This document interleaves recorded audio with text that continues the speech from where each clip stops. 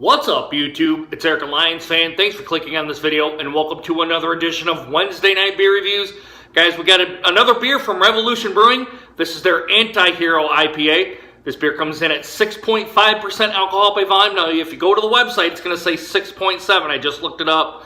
And the website also says like 65 IBUs right around there.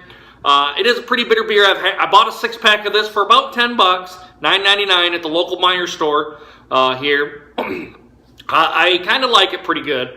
I don't think it's really anything over the top, really, but it's good for what it is. I'm not going to bash them for it. It's good for what it is. It's just IPA's kind of, for an American adjunct lager drinker like myself, like Miller Light drinker, Miller High Life, that kind of Coors Light drinker. This is probably on the other end of the spectrum for me, but I've started to come around to IPAs a little bit. Guys, that's really all that I have on here. The date on this can says it is filled on 9/11/2017. Today is I believe it's the 21st of October. So just a little bit over 60 days at 12:07:57 p.m.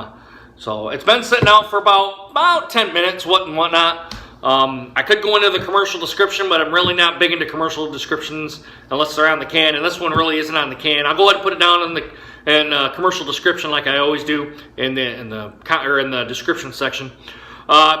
Booze Reviews CA said that he had liked it, and mostly Michigan Beer Reviews gave it a 3.75 out of 5. That's right around a B+, A- on my scale. Said he kind of liked it quite a bit.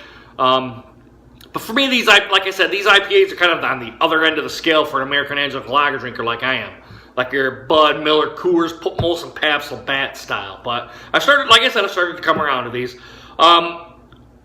If you take the filter off and go past 1 year, this is all across the United States. I just found this beer just about 3 weeks ago, 2 or 3 weeks ago. It came into to my area, around the Lansing, Michigan area.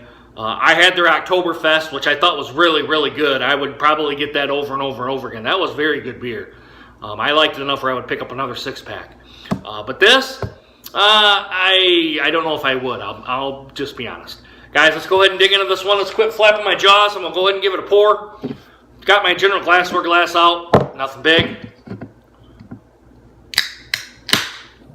Not a big hiss. Not a big carbonation burn. Not a big beer coming out like the last one did on my YouTube live video. Let's go ahead and give it an aggressive pour.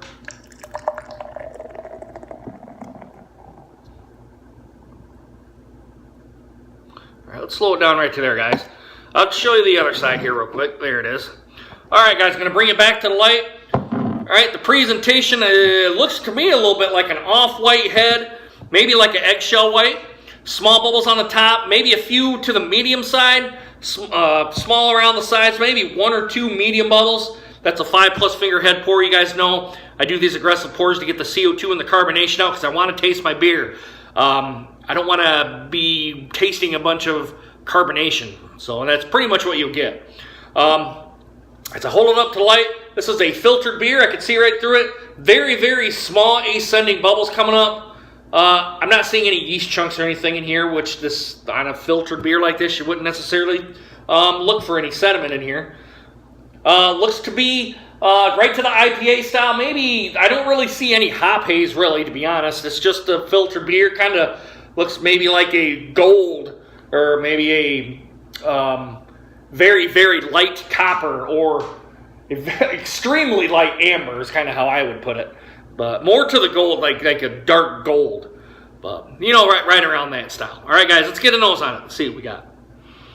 Big grapefruit notes right up front. Grapefruits, melons, mangoes. Getting a little bit of lemons in here, too. Your citrusy style fruits. And that's pretty much it. Really no malt presence on the nose, at least to me. But like I said, I've been kind of having it set out here for a little while, so I'm not surprised. Put a little bit more in here, and then we'll dig in. I'm just going to get some on my mustache. I know that for sure. Yeah, that's pretty much all I'm getting, guys, is just the citrusy style hops, excuse me. and really nothing else. There's the mangoes, the melons, grapefruits, oranges. You could make a case for pineapple. All right, guys, let's throw it down the gullet. Let's see what we get. Bottoms up, guys. Cheers.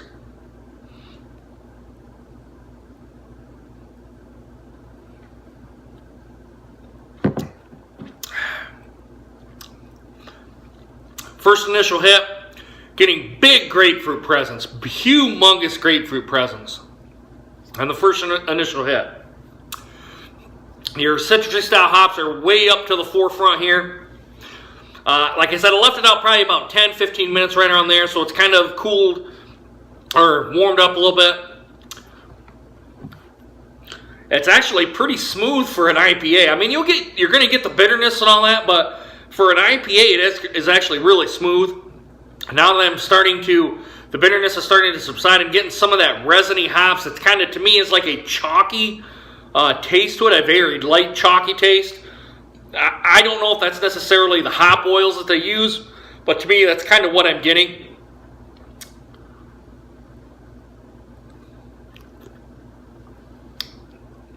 With that aggressive style pour, there really isn't any carbonation burn.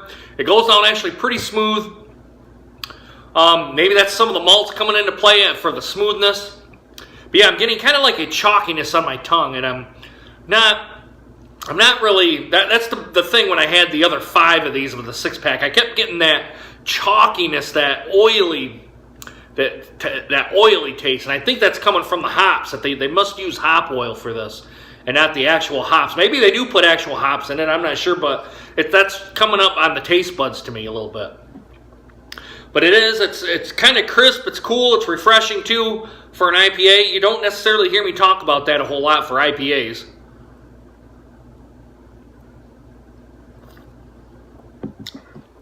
Yeah, decent beer. Like I said, decent beer. Decent. When I pick it up again, I don't know, maybe once in a great while I would. But like I said, I'm starting to come around to the IPAs. I'm pretty much, for my go-to beers, it's Miller Lite, Coors Light, and Coors Banquet. This would probably not be in my rotation. I'm not saying it's not a bad beer, and I'm not saying that it's something that I wouldn't drink either. It's a decent beer. It's a decent beer. I'm not gonna bash them for it. I'm not gonna give them quite as high as rating as mostly Michigan Beer Reviews and did, 3.75. I don't think it's quite to the B plus A minus category, but I think it's a decent beer. I'm gonna give it my average score, an 85 B. I would recommend getting this if you guys kind of maybe like the IPAs. It's going to be a little bit overpowering for your palate if you're just coming off of a Miller products or Bud products, Coors products, that style. It's going to be way over the top. You're going to be pushing it away. But I would suggest getting something more mellow, maybe like a Marzen style, and then going up to the ambers, and then maybe putting to the porters, kind of the darker beers, and then come up to your IPAs maybe a little bit.